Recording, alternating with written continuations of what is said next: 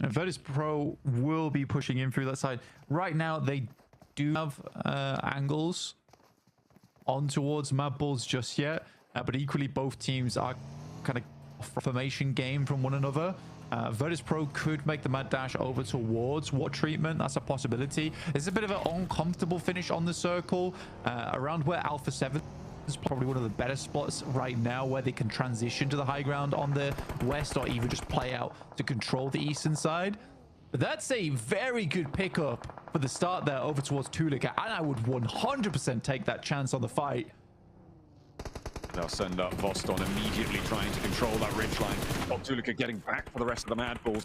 Now to reflect, catches him.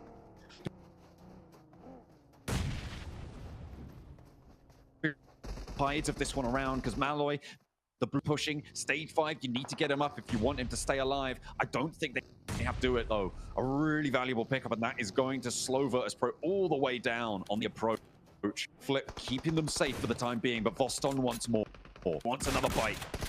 Wants another go. Voston moves in forward. But it doesn't go down. The DPS rocks around the corner and connects with Malloy this time. A flip on the inside, burns the top window, but it's the other one you need to worry about. Voston still ducks away from it and stays alive for a little longer. It's a nasty nade you can get out from this back window. Voston's looking to send one back here on that side, gets a little bit of damage done. Flip now looking to get that nade out the side, but VP very aware of this one right now. Fall into that. I think he's a little bit impatient on his push, could have waited for some of the attention to be taken away. And for VP, it's kind of been the thing that slowed them down, concerning themselves with getting Malloy back up into picture. Good jump out from Milky Way, takes down Tulika. Immediately flips back down the stairs, leaving it just one player alive for Virtus Pro in Aragon. He will go for the spray down, connect on the first. That's the play zone actually coming in clutch there. And the drop down leaves Mad Bulls again, just on the one player. Lemon now on the off angle versus Aragon. Trying to keep themselves together. The last player now for Virtus Pro. They want to chime in. They want a piece. They're trying to third party the engagement, moving Levi. He's flexed other 3 players from DXavier. Seems like they might want to regroup on it. Look at that push around to the north of DXavier. They get this fight as Virtus Pro falls. You're very well done to DXavier. They hear that fight, they move up. And if you can play off from this hillside and this ridge down towards the south, you actually have a very good chance in this game. But not only that, they've cleared out so many teams now on this northern side. It's 2 total, so they know a lot of the presence from this northern side of the map is gone, which is super helpful for their finish towards the end of this. Also, in other news, this is the first time in a while we see DXavier not with 2 players, not with 3 players, but with 4. I mean, you wouldn't look at their point on the north, though. They are split still 3-1. Paragin remaining that backstop. We'll see if they can figure it out. Play back as a 4. Send after Lemon from the Mad Bulls. Maybe look to move up. It's Alpha 7, though, the major threat within this circle, holding the buildings. It's going to be a difficult approach. Southside, Kara still in effect. We'll see what they can do for their players still too. Eagles getting shut down on the southeast side. Baton being the last player alive for the Wolves. Not quite placement point range yet, but a 6-point game. Terrible for the Wolves right now, but they would like some more icon moves in and move teams down wild. Down to the Maestro himself in Loxy. Just is good. Able to shotgun, but the second peak for Icon is going to work out for them. Kaya eliminated. Definitely no back-to-back for them. 11th place and potentially lower could be on the cards. R8, they've heard the noise and they want to roll into water treatment. They want to sip themselves. Oh. This is a good chance for that. I thought I was down and out earlier when we saw them take down Regnum Kaya, but then have a tough time. That is a bad nade from ESO. Self-nade on the team is never pretty to see. Jafar around the corner, though, will take down 2. That leaves just Prestige up. Jafar. Nade cooking. Looking to get those flushes on board. Jafar, pressure back. Able to confirm 1. Pops out the window. Slick with it. Now, what is the outside player got? R8, he's still picking up those points. And Jafar's being naughty here. Needs to be put on the set. Ida catches him, Come on! jumping in, but doesn't connect. Come on! Jafar with another. Oh my goodness me. Look at the go for a 1v4. He's put himself into the 1v1 now against Prestige. Jafar, the last player for GS, looking to survive. Has the door frame. Prestige nearly got connect onto by the DBS shot there. 2 rounds left in the chamber. A first aid now being popped. Prestige can't quite find the nerve to step in through the door frame, and I don't blame him. He's taken down everybody else. Looks for another. Has to reload now. Steps out just too wide of Prestige. He puts an end to the naughty business there for Jafar, but he did damage. I have never seen such bold behavior like that. The way he was jumping windows, it was humiliation right there for R8, to be quite honest with you. The amount of times that he jumped through the windows, R8, I don't blame them very much, to be honest with you, because it's a case, who in the right mind jumps through those windows like that? It's such a bold strategy and one that works hardly any of the time. But he was just taking advantage of the fact that no one does that sort of thing. Almost a 1v4. What incredible from Jafar there. And I mean, he has stepped up multiple times in the past, but Sam, what a barn burner that play was. I mean, he had that performance against APG very early on in the tournament. It's a really a clip to add to his show reel, I'm sure. Looks like look at the final players of R8 out. Certainly a disturbing situation for them to try and find their way out of. DXavier, then with the top here, and the good news for the well on the opposite side is that placement points have kicked in, which means that they will get up towards the top 7, unless Alpha 7 is able to get a big game on today and push them all the way down. But even then, I'm not so sure that they can. I kind of get what DXA were trying to do here with PowerGen on the eastern side, trying to provide an anchor point just in case the circle does head east. But usually when that happens, you don't try and take 3v4s. That's like not ideal. And that's exactly what DXA for. Finally, PowerGen does regroup with the rest of the team. So they're down to 3 now, but they're starting to get buffed up, right? Every time they lose a member on DXA, they seem to get stronger somehow. Yeah, it's way of things, it seems. 3 players at the top of the mountain.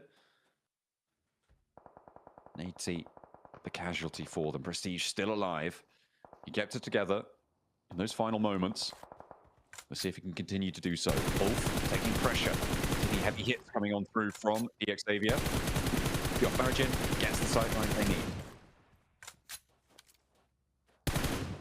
Just down towards Wolf right now behind the Luke, trying to keep things pretty for the time being, but starting to look uglier and uglier time goes on. Takes a shot from Obscura at distance. It is not the player that I expected to be saying the name of so many times from Alpha 7. I'm glad it is. He is really showing his weight in gold here for Alpha 7 throughout these. They've not had the best one of it, but he is certainly keeping them in the running.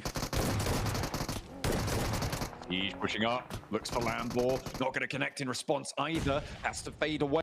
Prestige has a little bit more to give. Paragin is both pushing over now, and you've got to wonder what can he do. Answer is nothing. They will fall. That is going to be DXavier able to shut that one down. They're up to 7 elims here, Blank. R8 as well, getting a hefty tally, but they will draw short on the approach to DXavier. I mean, DXavier almost felt like R8 was channeling Jafar in that moment. Right. He may have been Jafar, but the spirit was near with R8 for Prestige. DXavier able to hold on though. Kevin starting to branch out just slightly, and lo and behold, Kara once again in a top 4 scenario. They are determined to catch up to Thunder Talk today. I mean, they're 17 points behind. Got 5 elims, so it would need, I mean, 5 and 7 is that would be a 22-point game. So 12 elims and the chicken dinner total. I mean, for Kara, that's doable, right? That's easy. That's easy work. That's light loads. It is light work for them. Just a warm up. Well, I don't know. The warm around has gone. They've added too much weight to the tables.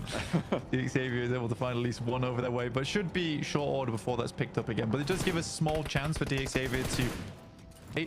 They're taking a 2v4. Of course they are. I don't know why I thought they would be trying to do anything different. Okay, he's pulled out the side. No style points on the roll up there. We saw it a couple of times yesterday, and Kara learned their lesson from the other times.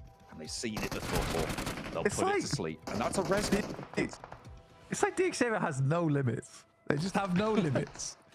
Like, we're going to go for a 2v4, sure, and I'm going to drive in and do a flyby. Don't worry about it. Yeah, makes no sense. Anyway, Kara, Alpha 7 going head to head, but Revo already being down. They need it badly. Cavillo able to tag on Tommaso. You'd hope he was laid very still on the deck. And then knock as well. Alpha 7 finally stopping Kara where nobody else could. There's a nade, there's a follow-up. The spray downs are good, but now two players. It's a 2v3. Kara wanted to try and answer. He's out actually fairly isolated here. The next circle does close center. Worried. CEO spots Obscure on the off angle. There's not a really forced presence from Alpha 7 towards CEO, and they're right on the edge of the blue zone. That's what they needed. Obscure on the Mini 14 at distance. Give him Lewis next, see what he could do. Yeah, it's a good swing up from him to finish off our day today. Lewis behind the loot crate, but the only loot here is going to be the chicken dinner for Alpha 7 when Obscure will finish this off. And beauty that Obscure is the final blow from that team. But a nice relief here for Alpha 7. I think that does get them back up into the top 7 now off the back of those 10 points they gained. And they can look lively going into tomorrow, John. They definitely will be in the top 7, and unfortunately for the Wolves, that's going to push them out, despite the point that they were able to earn in the survival rankings there towards the end. So, yeah, I mean, too bad, so sad. I guess you get pushed out by your co-Americas team as Alpha 7 look to try and regain former glory towards the end of day 2. Great little turnaround for them. They're building very, very strong, and they moved out nicely to cover the ground around them. Quiet until the very end, but they did start to turn up the heat then. Yeah, and it's all that matters really is just getting those points consistently. And I think Alpha 7, despite, you know, it's not been amazing, they have been putting those points here and there. I feel like it was a matter of time before we saw a good Alpha 7 game, because we know this is not a bad team. Yeah, it's definitely a team with a lot of power, a lot of legacy as well. They have had their low though, so we'll hope there's going to be another performance like that. For now, they'll be happy. Let's head over to the desk.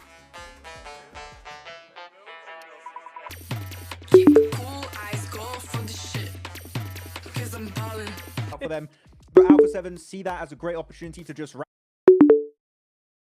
something like I said, I was just looking at their job from, you know, from that position. However, there's something that needs to change. If he keeps going out early, it's either got to be rotations, he's got to be splitting too far. moments. Yeah, 8 points in PMGC unfortunately can only take you so far. But as of right now, Right. it is not enough to a great spot, and yet they don't do anything with such a good position. Unlike, for example, Carrillo, that had a central compound, and these guys were... You got a compound doesn't mean you just have to sit in it. You can do the business from there. Thundertalk's still top of the leaderboard. Kara, even with that big last game, not able to surpass them just yet, but they're pretty darn close, and I think it's safely. Yeah, I mean, I'm looking at Alpha 7 here in particular, Hodge.